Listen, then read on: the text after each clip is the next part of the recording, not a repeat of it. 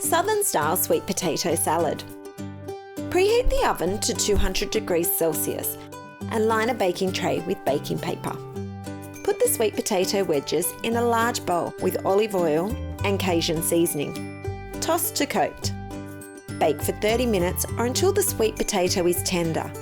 While the sweet potato is baking, heat a barbecue grill or char grill on medium. Cook the corn on the grill, turning as you go, for 10 minutes or until lightly charred and tender. Let it cool until you can handle it easily. Then cut down the sides to release the kernels from the cob. For the dressing, put the mayonnaise in a small bowl and add buttermilk, lime juice, and chopped coriander. Stir them together. Season with salt and pepper. To finish the salad, put the sweet potato, corn kernels, capsicum, onion, and coriander sprigs in a large bowl. Gently toss them together.